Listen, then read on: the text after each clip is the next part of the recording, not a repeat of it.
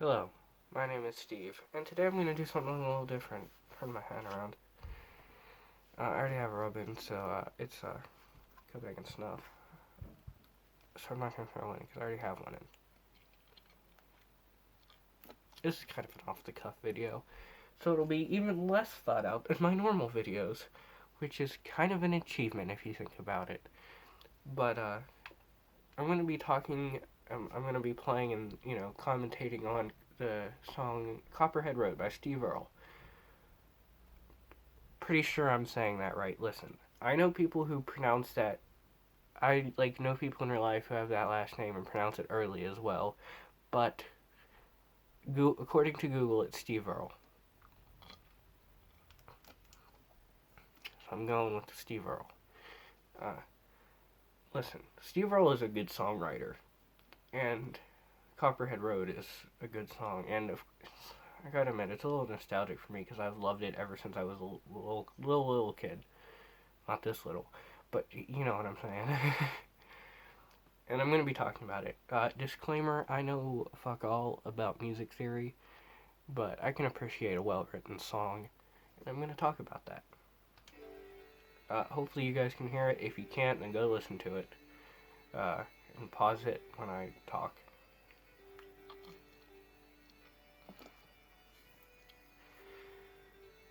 Now, it starts off with bagpipes, which is kind of weird, but, and a lot of people hate bagpipes for no discernible reason, but bagpipes can be done well, and I think in this song they are.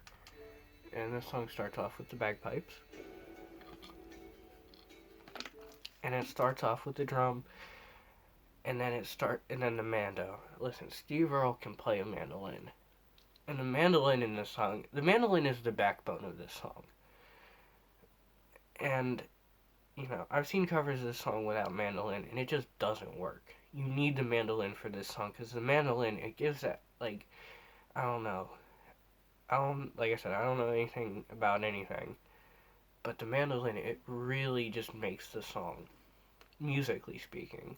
Like, not lyrically, but music, obviously not lyrically. The mandolin doesn't sing.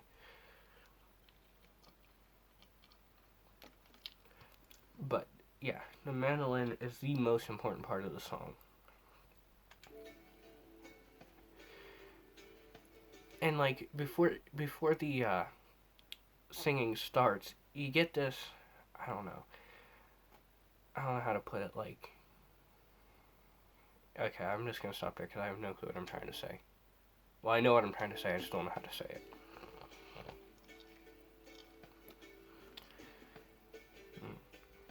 And I'm gonna try my best not to sing along, but I know I'm gonna fail. So I apologize for my awful singing. My name's John Lee Pettimore. Same as my daddy and his daddy before. If I ever saw Granddaddy down here, down about twice a year. My 100 pounds of yeast and some copper line. Everybody knew that he made moonshine. You know what that revenue man wanted? That revenue man wanted Granddaddy bad. Headed up the holler with everything he had. All my time I've been told, but never came back from Copperhead Road. Okay, now let's talk about this verse, because the music is very good in the song, but I really want to talk about the lyrics. Because I feel like a lot of people I feel like most people have probably heard this song at least one point in their life, but they probably didn't really think about the lyrics. And I want to take a dive and talk about the lyrics and why personally I think they're so good.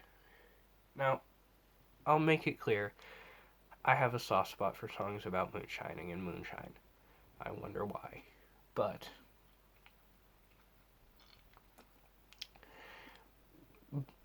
this song is very good. And the song is about this man. His name is John Lee Pettimore, as it says in the first line of the song, same as his daddy and his daddy before. And it is about him and his family lineage of making moonshine. And the first verse The music really takes a back seat, and it's really just singing. But it still has the mandolin in the back.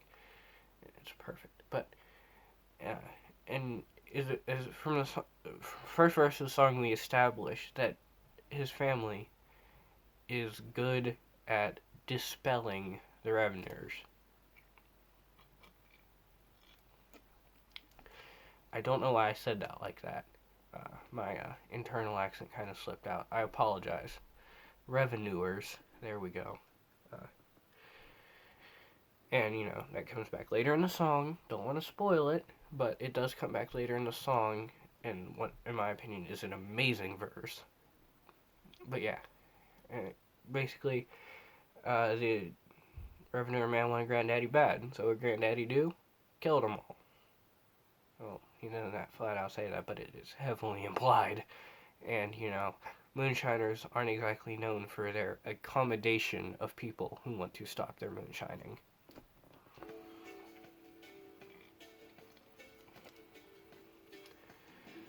And we get these instrumentals in between the verses, obviously.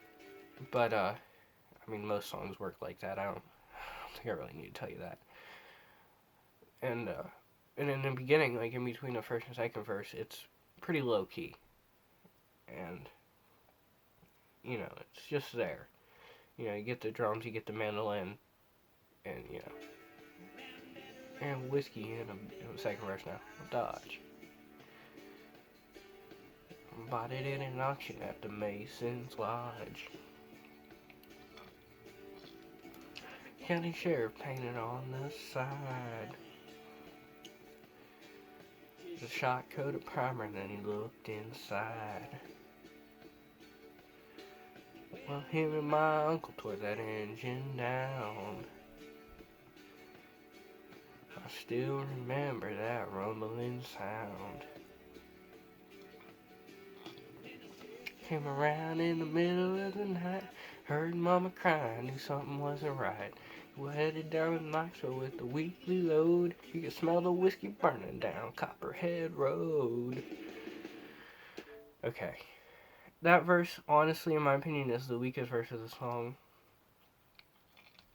Except for the line, you could smell the whiskey burning down Copperhead Road. In my opinion, that's one of the best lines of the song. There's just something like, I don't know. Like, I love that line. Like, you can smell the whiskey burning down Copperhead Road. And then then the guitar picks up. Finally, in the song, the guitar picks up, and it's just, let's continue.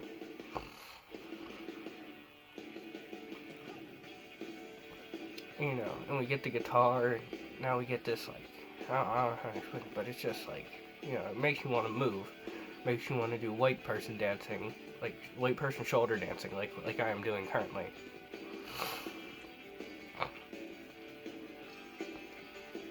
And we're coming up on my favorite verse that I will talk about. Believe me, I will talk about it. Teared for the army on my birthday. That's white trash first round here anyway. And who tears of duty in Vietnam? I came home with a brand new plan. The seed from Colombia and Mexico. And planted in the holler up, down Copperhead Road. The EA's got a chopper in the air. I wake up screaming like I'm back over there. I learned a thing or two from Charlie, don't you know? You better stay away from Copperhead Road. Okay, listen. The lines... Listen, okay. Now the DEA's got a chopper in the air. Wake up screaming like I'm back over there. I learned a thing or two from Charlie, don't you know? You better stay away from Copperhead Road. Okay. Let's take a deep dive into this. Volunteered for the Army on his birthday. He did 2 tours of duty in Vietnam. What are the Viet Cong famous for? Their booby traps. And this intelligent young man is like, I can use this. Also a seed from Colombia and Mexico. I'm no genius, but he's most likely talking about the devil's lettuce, because because the only other thing from Colombia would be coca, or no, it's coca, right? That's the name of the plant. But I don't think that can grow in the climate up here. Don't quote me on that, but I don't think it can. And plus, you would need to grow a lot of coca to manufacture any decent amount of cocaine. So he's most likely talking about the devil's lettuce.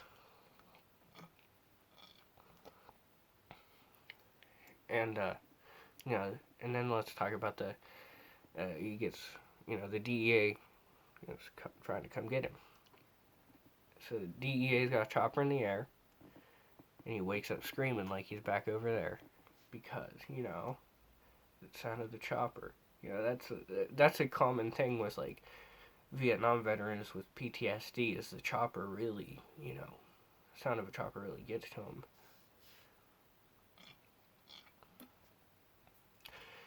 So he wakes up screaming again like he's back over there. I keep saying that line over and over again, but he wakes up screaming like he's back over there. And then I learned a thing or two from Charlie Don't You Know. Better stay away from Copperhead Road. So what he's saying is he took the ideas of the booby traps from the Viet Cong and implanted them. I don't think that's the right word to use there, but I'm going to say it anyway. Implanted them into his own technique and like family's techniques of, getting rid of the federal boys.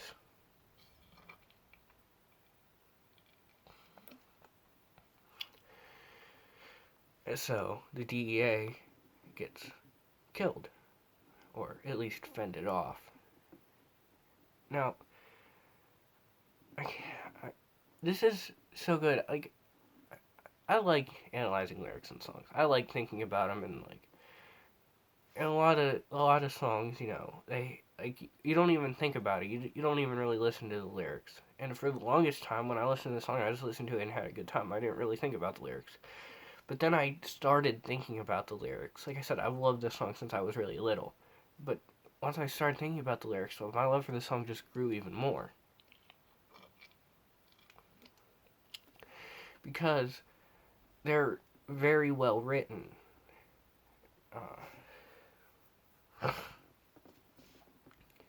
They just are. And yeah. And I know, like, a lot of people don't really think about lyrics. And some people think only about lyrics. I like a happy medium of thinking about both the music and the lyrics. And this song combines them perfectly. Like I said, that mandolin is perfect. And if you want to do a cover of this song, don't do it on a guitar. If you're one person, goddamn, do it on a mandolin. Because if you do it on a guitar, it will not work. This song is just good. Actually, no, it's not just good, it's great.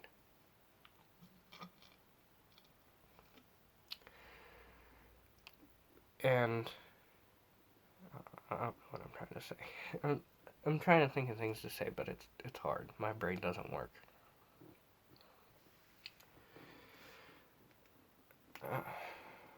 Yeah, like, I just love that. I love those lines. I love that verse. I love all the verses in this song, but that verse especially. It's like I said, it's so well written. And if you're not paying attention, you won't really think about it. But when you do pay attention, it's just like this is good. This is good lyrics. Best grammar ever. This is good lyrics.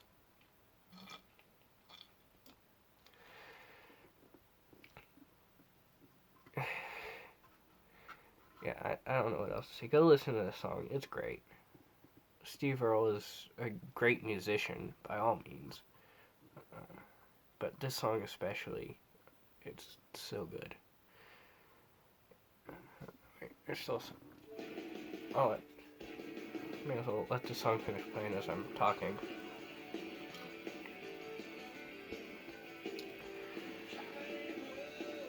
But it's great. Go listen to it. Like I said, I'd imagine you've probably heard this song at some point in your life. But if you haven't, go listen to it. And really, appreciate it without me pausing it and talking over it and all that. Because you will love it.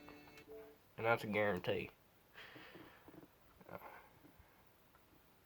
It's just great. I'll see you guys next time. Bye.